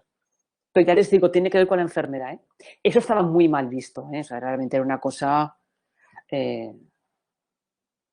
terrible. No os oigo nada. ¿Alguien Perdón, que tenía el micro pinchado. Así. Si me permitís, nada, sobre todo para Villora, que ha formulado la pregunta. Hay una obra que a mí personalmente me gusta al respecto y que estudia el tema de la homosexualidad, el lesbianismo, ya no solo en Roma, sino también en Grecia. Es la profesora de Milán, Eva Cantarella, La Natura, que es un clásico. Se puede encontrar fácilmente, por lo tanto, pues si interesa el tema, pues se puede consultar porque es una obra que aborda las relaciones homosexuales, las relaciones lésbicas, tanto en Grecia como en Roma, la repercusión social. Sí que... Yo añado, si a alguien también le interesa, ya la obra de un profesor español de la Universidad de Málaga, Francisco Martos Montiel, sí. Desde Lesbos con amor. Eso también. Es una obra de Francis que medio conociéndole, bueno, pues seguro que les resulta muy amena, muy interesante. Más que Francis se ha centrado siempre en el mundo lésbico en Grecia, así que...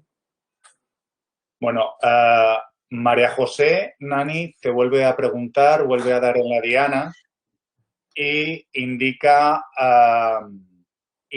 se ha planteado la relación entre rigor y divulgación, pero conociendo a la profesora Moro, yo diría que no son incompatibles. Al contrario, pueden ir perfectamente de la mano. hace unos días publicaba El País un texto sobre un Akhenaton queer con una cuñada trans. ¿Se nos va de las manos el esfuerzo por aproximar la antigüedad al presente en los medios de comunicación? ¿Cuál es tu opinión al respecto, Nani?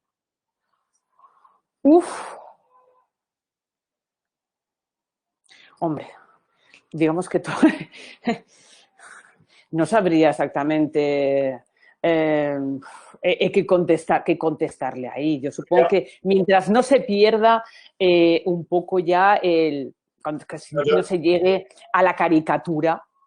Claro, pero yo creo que el límite muy bien con la profesora Melibert. O sea, hoy en día a nadie se le ocurre poner en entredicho a la profesora Bert, toda una catedrática de Cambridge. Claro, yo creo y vamos a ver, levanten la mano los que conocen a profesora Mary Bird por sus libros de divulgación o por sus reportajes en televisión. Seguramente la conocemos por ahí. En cuanto al límite, pues no sabría qué decir. Yo creo que el límite está en no pasar a la caricatura o al oportunismo. Hay una cosa que se está haciendo ahora en algunas cadenas de televisión, y es una lástima porque empezaron muy bien y se está llegando un poco al reportaje sensacionalista. Cuando el profesor Javier Cabrero les propone a los alumnos que hagan como un canal de vídeos sobre, por ejemplo, Egipto, la historia de Egipto, muchos alumnos me dicen que, hombre, les ha costado para encontrar 10 o 12 vídeos sobre la historia de Egipto consecutivos, serios, que no hablen de marcianos. Y es verdad, o sea, hay una cantidad de reportajes en los que las pirámides los hicieron los marcianos. Bueno, pues yo me pongo en ese límite. O sea, yo voto, evidentemente, por la divulgación, por hacer las cosas amenas, porque a la gente no necesito crear catedráticos. Necesito gente que vaya a ver un museo, que vea una estela funeraria de un niño y que se le ponga el corazón como una hamburguesa. Eso es lo que necesito. O que entre en el panteón y suelte un improperio de ver aquello. Eso es lo que realmente... crear sensibilidad, crear pasión. No que pretendo crear una cuadrilla de catedráticos.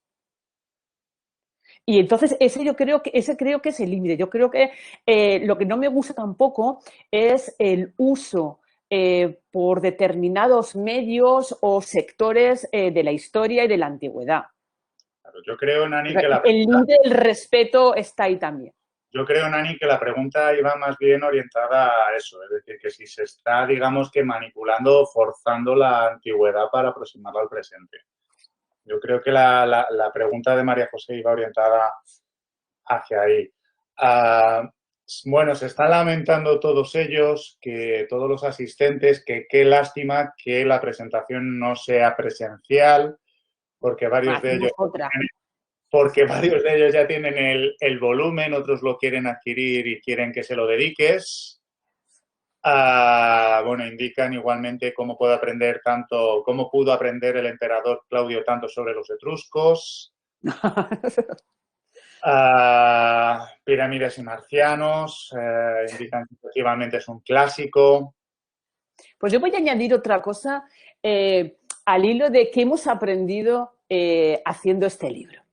Ya les digo, quizá lo principal para mí, y espero que para ustedes también, sea esa visión cubista de las cosas, ¿no? Pierdan el foco unifocal, la visión unifocal e intenten encontrar planos diferentes hasta completar la figura. Y la otra, y hablando de divulgación y de catedráticos, es que de cualquier sitio se saca información. Hay un episodio que para mí fue muy, muy especial, hablando de Claudio, de todo lo que se mueve alrededor del Claudio, que fue el asesinato de Británico. El asesinato de Británico por parte de Nerón, aquello fue hiriente porque incluso hoy en día, 2000 años después, y aun habiendo testigos del asesinato, había profesores que seguían apostando porque Británico, de 14 años, había muerto nada más ni nada menos de un aneurisma. Entonces, aquello es que era sangrante. Era sangrante porque no era verdad. Y entonces nos dedicamos a investigar de cómo había conseguido Nerón matar a Británico. Y ahí les cuento por qué de cualquier sitio se saca la información. Bueno, pues en esos momentos estábamos trabajando con una enfermera de urgencias y su entonces novio, médico de gástrico. Y ahí estábamos dándole vueltas con qué mató Nerón a Británico, teniendo en cuenta el cuadro que presentó el niño momentos antes de morir. Bueno, pues una mañana suena el teléfono, era la enfermera y dice, si estás en casa, enciende la tele. Obedezco, evidentemente, cuando una enfermera que diga a obedecer. Era un programa que se llamaba Crímenes Imperfectos. No sé si alguno la llegó a ver alguna vez, un programa americano en el que sacaban archivos y casos sin cerrar, casos abiertos de asesinato de hacía muchísimos años y, bueno, pues utilizando técnicas nuevas, sobre todo de genéticas, pues intentaban resolverlos y cerrarlos. Era un caso de envenenamiento por arsénico, que se parecía muchísimo a nuestro Británico. La mujer iba envenenando poco a poco al marido con pequeñas dosis de arsénico hasta que ella ingresa y entonces el cuadro es exactamente el mismo que tenía Británico días antes de su muerte. La única diferencia es que Británico fallece de forma rapidísima, ipso facto, nada más probar la comida. Bueno, pues a partir del programa en cuestión y de averiguar los efectos del arsénico, nos pusimos en contacto con el profesor Enrique Villanueva Cañadas, entonces director del Departamento de Toxicología de la Universidad de Granada, que resultó ser un experto en venenos y con su ayuda llegamos al final del misterio, que había sido mercurio. Necesitábamos un acelerante, al profesor Villanueva le dijimos que el arsénico lo teníamos clarísimo, pero que nos faltaba un acelerante. Y entonces él nos remató la jugada diciéndonos que le dejáramos un par de días, a los par de días nos resolvió el misterio, ha sido mercurio. No saben la satisfacción que es, porque siguiendo ese mismo programa, ese programa del arsénico, terminaba con una frase del policía que lo había llegado a cerrar, que decía, da igual que el asesinato ocurriera hace 4 décadas. En el caso mío había sido hacía 200. La víctima se lo merece. Y ahí estaba yo. No estaba por la patria de tolerar que nadie, por muy pope, por muy catedrático que fuera, me dijera que a un niño de 14 años, sano, en estado de reposo, había muerto de un aneurisma. Cuando las aneurismas, según el servicio de pediatría del Hospital de Cruces, tiene una probabilidad de 0,001. Así que a Británico no le pudimos dar la vida, obviamente, pero nos queda la satisfacción de ver, de saber quién le mató, porque el asesino lo teníamos muy claro. Muchísimas gracias, Nani.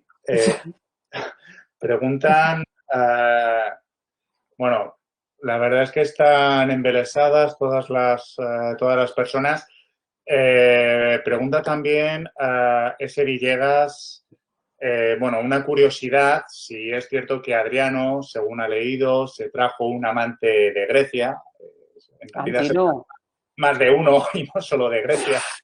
Pero es que ya estaba muy talludito, ya sabe, ya no es de mi sección. Bueno, sí, no es verdad, pero vamos. Se trajo, no sé qué... contesto yo si quieres, se trajo sí. más de un amante y no solo de Grecia. No solo Antino, que iba corriendo y Adriana detrás de él. Bueno, todos son aplausos, felicitaciones.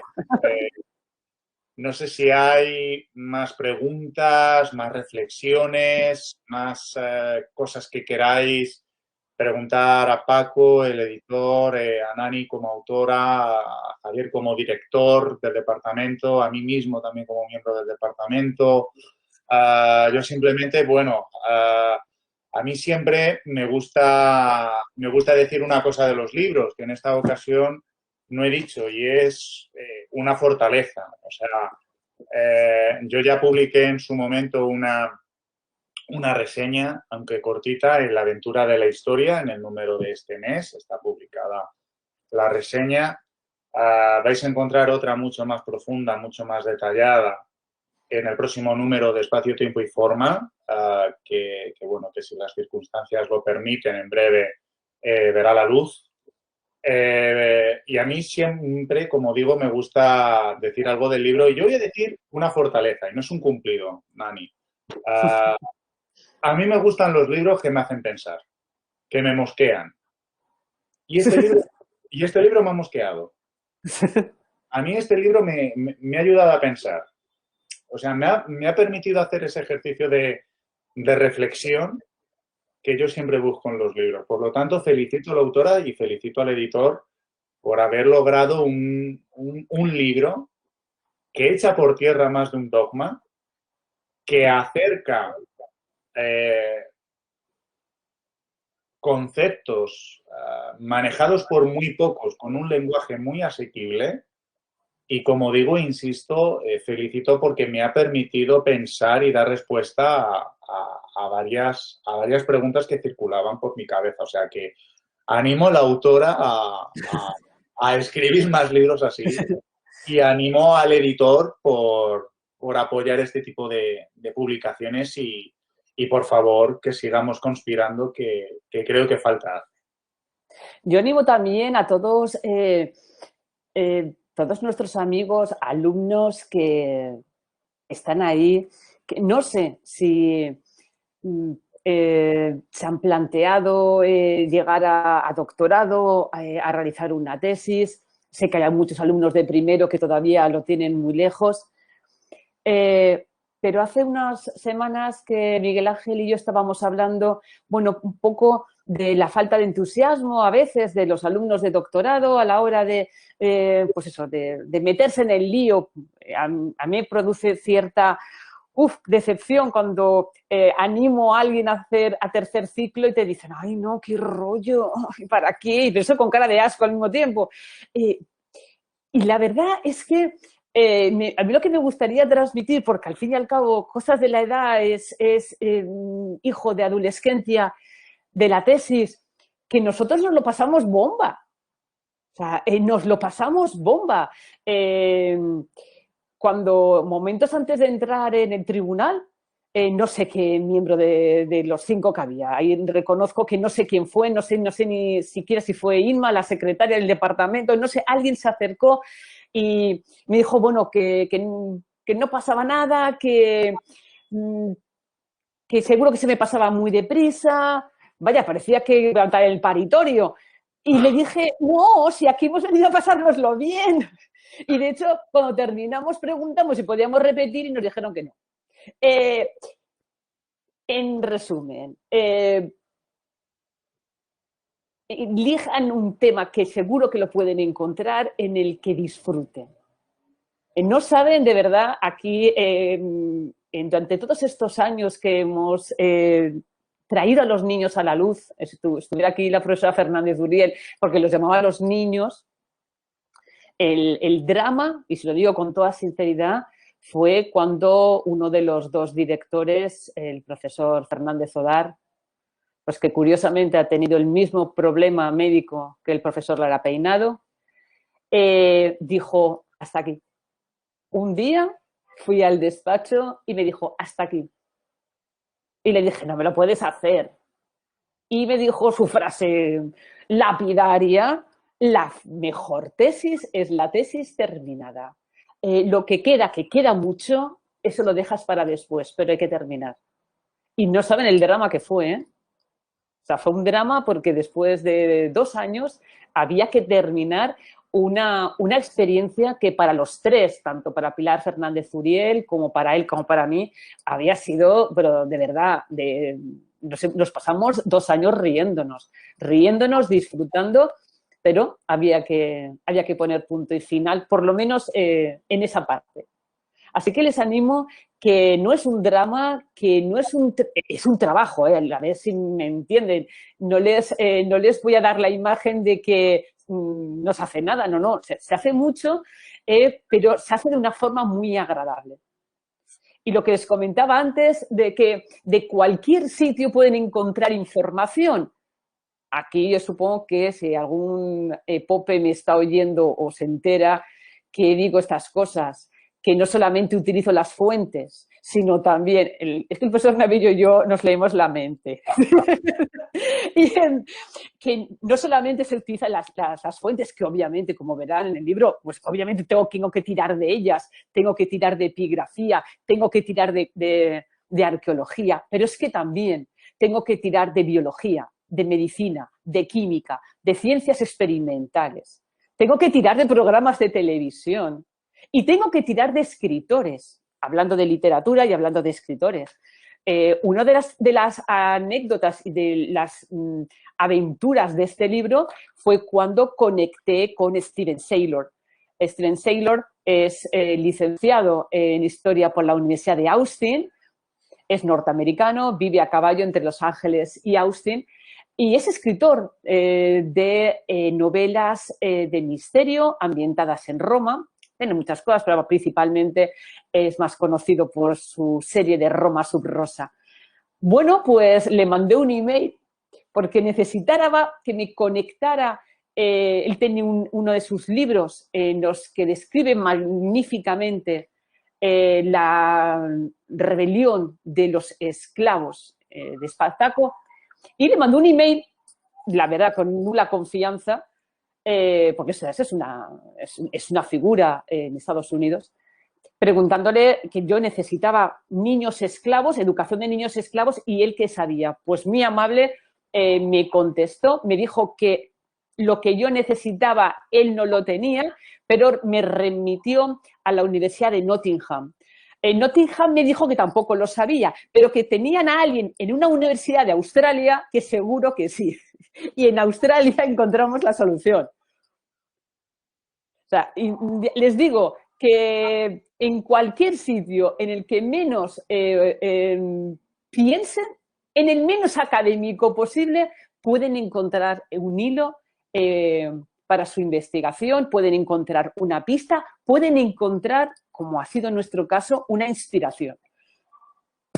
Ya les digo. Pues continúan las felicitaciones, Nani, los aplausos. Igualmente, felicitaciones al departamento por las asignaturas. Han disfrutado por la parte que te toca, Javier, en este segundo cuatrimestre con Historia Antigua 2, igualmente con Civilización Romana. Por la parte que te toca. Efectivamente, este libro va a formar parte de la bibliografía específica de la asignatura y recomiendo encarecidamente su lectura, sobre todo para preparar el tema 2 y el tema 3. ¿De acuerdo? Y pues no sé si hay más preguntas, más reflexiones, más observaciones. Paco, Javier, si queréis decir algo. No, por mi parte, nada más. En retirar ese agradecimiento a los que han estado presentes, agradecimiento a Paco por arriesgarse, aunque él dice que no es arriesgarse, pero siempre es arriesgarse, publicar un libro de historia y más de historia antigua, y agradecimiento a Milagros por el trabajo realizado, por el libro, a ti por organizar esto y por supuesto a todos los que han asistido online y a aquellos que supongo que lo verán en diferido, porque esto de alguna manera se colgará dentro de Inteca o no lo sé, y habrá gente que lo en diferido, pues agradecerles también que estén este repaso, en este rato con nosotros, un largo rato, vamos ya para las más de 2 horas, o cerca de las 2 horas, y creo que lo prudente es concluir aquí. Os dejo la palabra y insisto, gracias por la asistencia. A ti por estar, como siempre. Gracias por haberme convocado a esta maravillosa charla. Lo he pasado muy bien.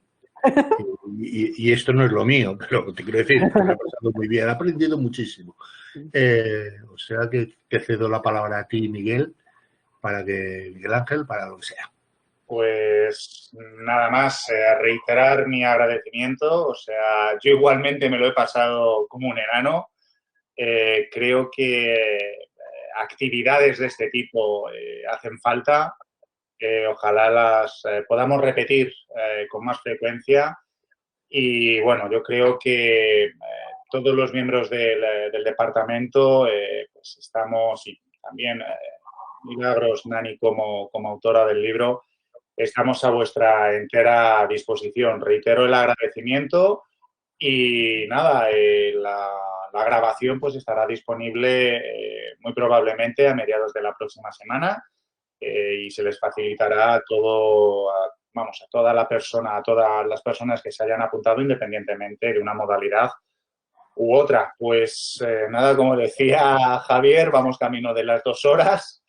Entonces, pues, si os parece, vamos a dar por concluido el acto. Muchísimas gracias por asistir. Creo que ha quedado todo claramente definido y ojalá pues podamos repetir muy pronto con una presentación, si los dioses quieren, con carácter presencial, del nuevo libro de Nani. E igualmente, pues, Paco, te lanzo el órdago, todos los libros que podamos conspirar los historiadores de la antigüedad del departamento, pues bienvenidos sean. Pues buenas tardes y hasta la próxima. Gracias a todos. Gracias. Gracias.